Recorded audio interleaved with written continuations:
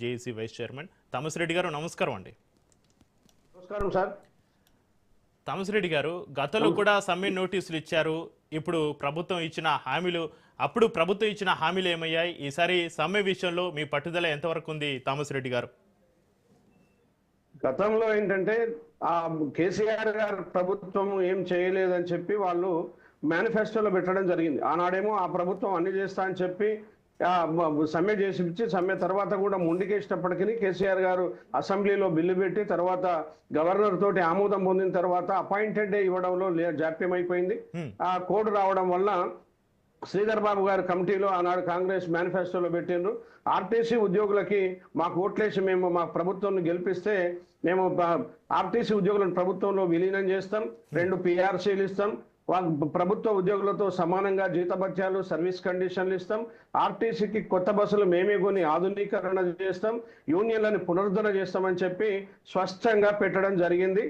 దాని మీదనే మేము ప్రభుత్వం వచ్చిన తర్వాత గౌరవ ముఖ్యమంత్రి గారు కూడా ప్రెస్ మీట్ లో చెప్పిండ్రు, ఇవాళ ఆర్టీసీ ఉద్యోగులు వారియర్స్ లాగా పనిచేసిండ్రు, వాళ్ళ ఓట్ల ద్వారానే మా ప్రభుత్వం వచ్చింది, వాళ్ళని నేను ఎప్పుడు మర్చిపోము, కొంచెం మాకు టైం కావాలి, మేము త్వరలోనే వాళ్ళ అన్ని కూడా ఫుల్ఫిల్ చేస్తామని చెప్పి వారు మాట ఇచ్చిండ్రు.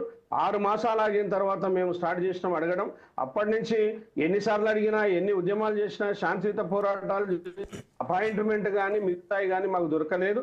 అటువంటి తరుణంలో జేఏసీగా ఏర్పడి మేము కొన్ని ఉద్యమాలు చేస్తే ఆనాడు 2024 మే 5-6 తారీఖుల్లో మరి పొన్నం ప్రభాకర్ గారు పిలిచి అక్కడ చర్చలు చేసిండ్రు. దాంట్లో మీడియేటర్స్ గా కూనంనేని సాంబశివరావు గారు, కోదండరాం గారు, తర్వాత దేవరకద్ర ఎమ్మెల్యే గారు, వీళ్ళంతా కూడా కూర్చొని సాయంత్రం వరకు సుదీర్ఘ చర్చలు చేసి అన్నీ మేము ఇస్తాము అనే టైంలో పాకిస్తాన్ యుద్ధం స్టార్ట్ అవుతుంది అన్నప్పుడు మీరు టైం ఇవ్వండి, రేపు 7వ తారీఖు చేసే సమ్మెని పోస్ట్ పోన్ చేసుకోండి, మేము అన్ని ఇస్తామంటే వాళ్ళ మీద నమ్మి మేము ప్రభుత్వం మీద నమ్మకము, ముఖ్యమంత్రి మీద నమ్మకము, అట్లాగే ట్రాన్స్పోర్ట్ మినిస్టర్ రిక్వెస్ట్, మీడియేటర్ల రిక్వెస్ట్ చూసి ఆగడం జరిగింది. ఆగిన తర్వాత అదే అదునుగా ఈ రోజు వరకు అంటే వాళ్ళు ప్రభుత్వం వచ్చి ఇప్పుడు 2.5 సంవత్సరాలు అయినా కానీ అన్ని మాట్లాడుతున్నారు, ఆర్టీసీకి ఏమి ఇవ్వట్లేదు. యూనియన్లు ఇస్తే కూడా నష్టం లేదు, ముందు యూనియన్లు ఇవ్వమన్నాం. గతంలో మొన్న 6 మాసాల కింద మీరు చూసి మరి ప్రభుత్వ ఉద్యోగులకి, సింగరేణికి, టీచర్లకి, ప్రభుత్వ ఉద్యోగులకి అసోసియేషన్లు అన్ని ఇచ్చినప్పుడు ఆర్టీసీకి ఏమంటే అది ఇవ్వలేదు. అది ఇవ్వకపోగా మరి మాకు పిలిచి మాట్లాడేటువంటి పరిస్థితి లేదు. ఇప్పుడున్న పరిస్థితులలో జటిలమైన సమస్యలు ఉన్నాయి. ఆనాడు మీరు మేనిఫెస్టోలో పెట్టిన అంశాన్ని మాత్రమే మేము అడుగుతున్నాం, దాన్ని ఫుల్ఫిల్ చేయమంటే ఎందుకు ఈ ప్రభుత్వం మాట్లాడట్లేదు, ఎందుకు చర్చలకు పిలవట్లేదు, ఎందుకు అపాయింట్మెంట్ ఇవ్వట్లేదు అంటే సమాధానం లేదు.